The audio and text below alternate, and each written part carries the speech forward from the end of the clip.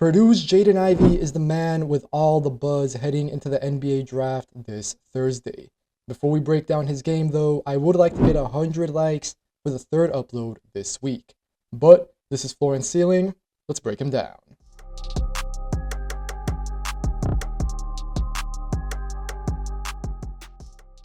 After returning to Purdue for his sophomore season, Jaden Ivey has solidified himself as a top 5 pick in this draft, if not higher.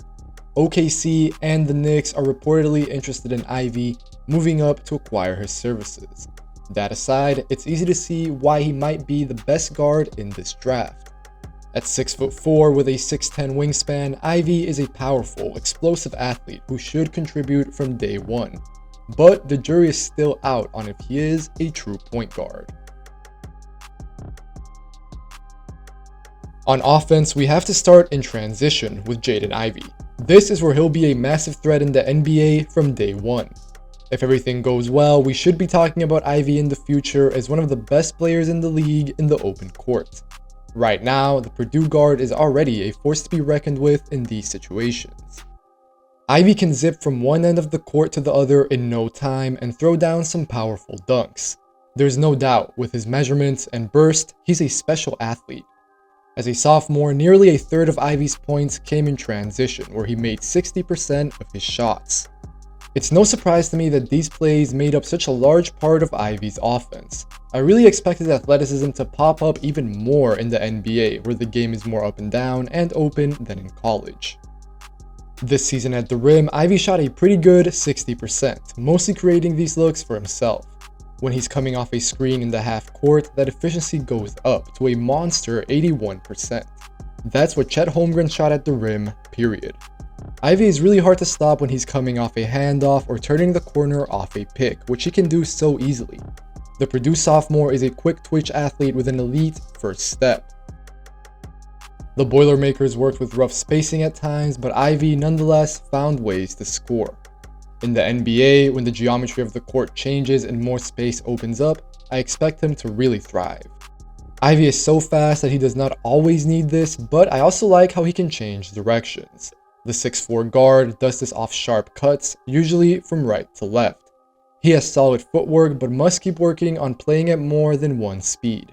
More on that later. For now though, Ivey's body control is also worth commenting on. He's a great athlete in more than one way. Ivey can finish while hanging in the air, even through contact from time to time.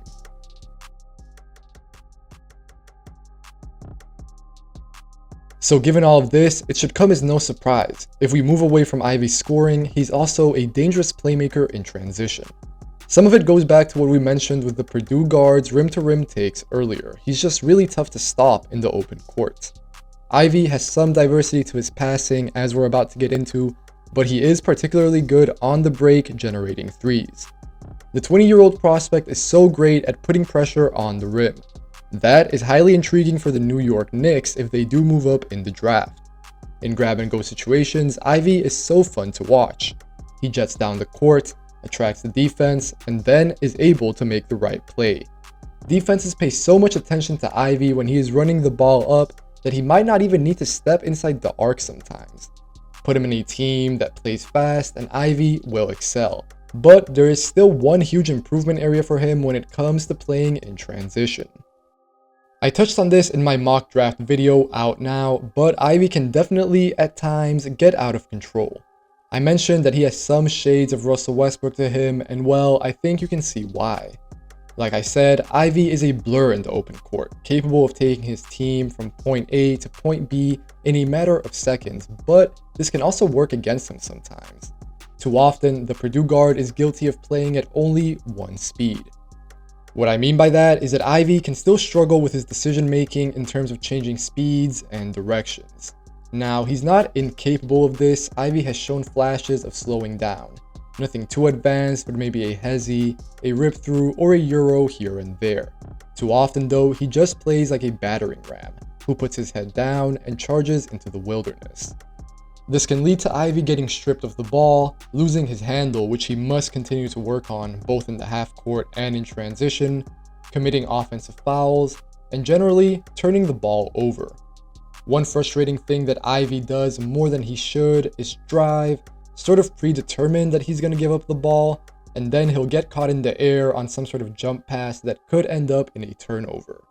To be fair, Ivey does not turn the ball over at a high rate, but I do worry a little about his decision-making process. A theory which I have is that Ivey is already really working on this and is bound to get better soon. I think we see flashes of him going through the right motions, so to speak. It's just that the game kind of slows down for him too much when he tries to slow it down on purpose. When Ivey makes the conscious effort to change speeds, it's almost like he overdoes it and instead just ends up getting blocked or forcing himself into a tough angle.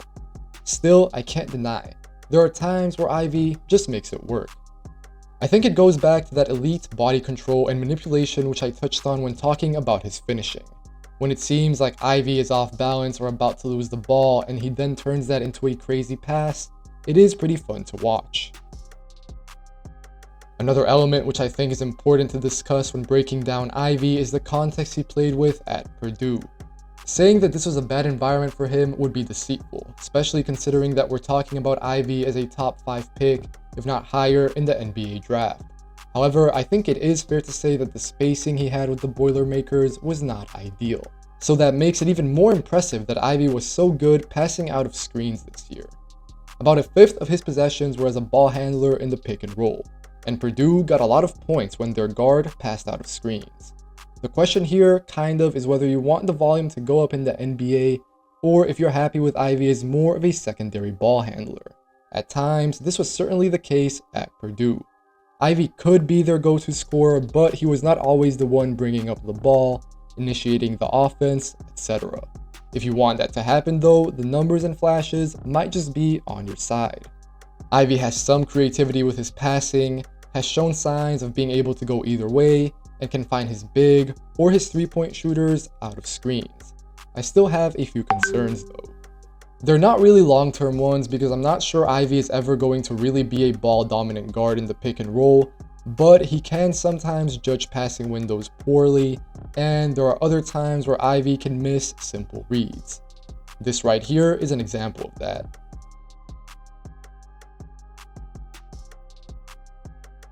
But even then, I generally trust the reads that Ivey makes. I definitely prefer his scoring to his passing, but that's not to say that he's a bad playmaker, especially if he plays more of a secondary role in that regard. All of this is why I like him next to someone like Cade Cunningham. Detroit is my favorite fit for Ivey, largely because I prefer him attacking closeouts or getting into gaps that defenses leave with strong cuts and then drawing advantages that way.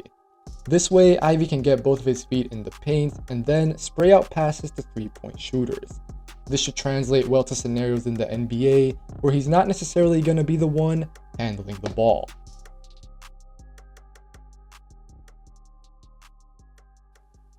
Now, let's talk about Ivey's shooting, and there's certainly a lot to talk about here. From a numbers standpoint, things don't look too bad. Ivey upped his percentage by 10 points compared to his freshman year, and he's always shot a pretty high volume of threes. This season, he converted on 36% of them. Right now, though, I prefer the former under-19 gold medalist as a spot-up shooter. A bit more on that later, but it's important to know that Ivey converted on 41% of his catch and shoots as a sophomore. Only a bit more than half of his threes were assisted though, and I want to see that go up. Because if Ivey keeps his three in the mid-30s and defenses close out hard on him, the space is going to be there to attack closeouts and finish. Right now, I trust Ivey on wide open spot-up looks from the corner or the wing, but he's also shown some more enticing signs. I think this is a way off still, but Ivey has converted on some pretty deep threes or pulled up in transition on occasion. Here and there, he's even flashed a step back. If Ivey can start making these pull-up threes with more regularity, then that opens up the rest of his game even more. It's still a big if, but maybe you can start seeing a pathway to the Purdue standout being a threat at the rim and from the perimeter at a big level. However, I think this is a ways away. First, let's look at the numbers again because I think this is a case of them matching up to the eye test. I said earlier that Ivey converted on more than 40% of his catch and shoot looks, a great number that plays well to a more secondary role. However, if we look at Ivey's splits when he's shooting off the dribble, that number dwindles to under 30%. So sure, Ivey was average from the three-point line this year, and his improvement is encouraging, but that does not mean that I no longer have long-term questions about his shot. I'm really not sure how long it will take for Ivey to develop, if ever, into a good shooter off the bounce. The biggest thing that stands out to me really is just that there will be some major retooling to do with the shot. I like Ivey's touch, but he shoots a bit of a frontward downward shot. His release point is pretty low at just over the shoulder, and his lower body is inconsistent. All of those things are relatively flexible, but the one thing that I think will need a lot of work is the speed. You can see in these clips that Ivey has more of a set, two-part shot, and his prep time and release is on the slower side. This poses some limitations for him, such as here. Ivey theoretically has the time to take the three because his defender doesn't shoot the gap, but he's just not able to get his shot off. Undoubtedly though, the biggest area of growth for Ivey is the mid-range. Honestly, I'm not quite sure how to explain it.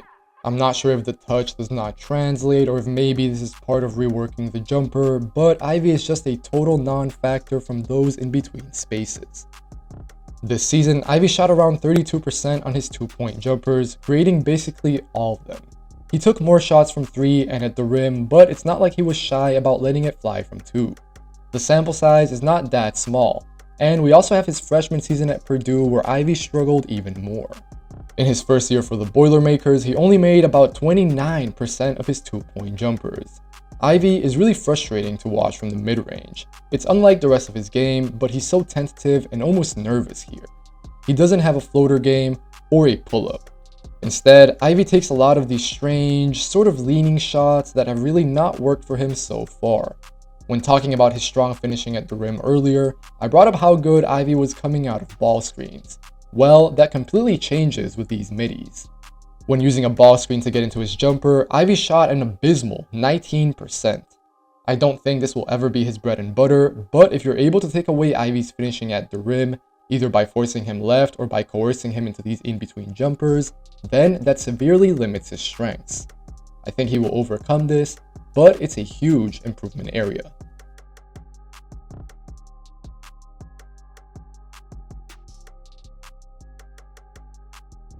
On defense, it's on and off with Ivey, but I honestly feel alright about his long-term outlook. When engaged, I thought Ivey showed enough, and it's not like his role at Purdue or in the NBA will ever really be defense. That's not to say it's not important, of course it is. I'm just saying it's not his calling card, and Ivey probably does not need to be a plus defender to fulfill what you're drafting him for. Still, the Purdue guard had some nice moments during his second season. He definitely has the tools, both with his athleticism and 6'10" wingspan, to make plays on this side of the ball.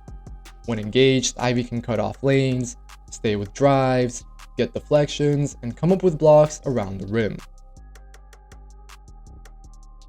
Let's go into a few examples. Here, Ivey is disciplined with his closeout, takes the bump, and contests. In this play, Ivey is aware off the ball, chases his man over the screen, and just about gets there to get the tough contest. Versus Penn State again, this was my favorite defensive possession of Ivey's. First, he calls out the switch, then he helps at the nail because of the mismatch that Travion Williams has. And finally, it's a great closeout and he gets the block on the drive. So I think the potential exists, but Ivey was just very inconsistent throughout his time at Purdue. Part of that, maybe, was just because of the offensive workload on his shoulders. Still though, for one, Ivey is prone to getting lost off the ball. He can fall asleep and be late with his reactions, or he can get caught ball watching and give up a bucket for his team. We see that here, for example. Ivey also must get better at navigating and fighting through screens. A few times this year, the Purdue guard just did not know how to deal with these situations. Even if he chased his man around the floor, he would just die on the pick and then put his team at a disadvantage. This is a technique thing more than an effort thing, but Ivey could also really stand to rev up his defensive motor because he absolutely can and should. Ivey was not really held accountable on this end of the floor at Purdue as much, again because of that offensive role, but the 20-year-old can still lack discipline and effort. Ivey is not very good at making second efforts. That means, if he gets beat once, Ivey probably won't get back into the play. Sometimes it can just be doing the little things. Fighting to get back in front of your man, contesting, closing out with high hands. Ivey doesn't do that regularly just yet. And he also has work to do on his man defense. The Purdue sophomore can get beat off the dribble with alarming ease, and again, this is motor and effort for the most part. It's also discipline since Ivey can be upright and not get down in a stance, but a lot also just goes back to doing the work. Ivey needs to develop better habits on defense. In the right situation, I'm confident that he can get there, but we might still be a few years away from him even being a neutral NBA defender. To start with, obviously Jaden Ivey is an incredible athlete, incredibly explosive, powerful. His frame has filled out nicely, and I expect it to continue filling out nicely in the years to come. Now, that makes him such a threat getting downhill, be it in transition where he is absolutely lethal once he picks up a head of steam, but we also saw that in the half court, Jaden Ivey can play out of screens, use the pick and roll to his advantage, both when it comes to scoring and when it comes to passing. Now, obviously we know that he can get downhill, we know that he can get to the rim. I think that will pop out even more in the NBA with the increased spacing like I said in the video, but my main concern, well, I have two main areas. The first one is the mid-range shot, that in-between area. Ivey doesn't have a floater, he doesn't have a push shot, he has that sort of awkward leaner, but we've seen his first 2 years at Purdue did not work out to his advantage. So I'm thinking he will really have to start from scratch there. And then, of course, there's the outside shot. Ivey shot an okay percentage, definitely better than his freshman season by about 10 percentage points. But I do have my concerns. The first one is that Jaden Ivey's shot is much more of a set two-part shot. That means it's slow. The release point isn't very high and he's only 6'4" despite having very long arms. He really needs space. He really needs time, and he's not always going to be afforded that, especially if he turns out to be the elite offensive talent that I think he could turn out to be. So what that means is that Jaden Ivey, or whichever team he goes to, they might have to go back to the shop, start from scratch, maybe not all the way because I do buy the touch on Ivey's shot, but when you take into account that his floater game is bad as well, I'm really not sure how many years it will take to come around. For now, I think that Jaden Ivey should fit in nicely as a combo guard, ideally next to a big playmaking wing. That way he can attack closeouts, he can be the secondary ball handler in transition or in the pick and roll from time to time, and there won't be such a big stress on him to create his offense. As always, make sure to leave a like, especially for the third upload this week. Make sure to leave a comment telling me what you think of Jaden Ivey, if you enjoy the channel, if you want to watch more videos like this. As always, make sure to subscribe. Take care, and I'll see you guys next time.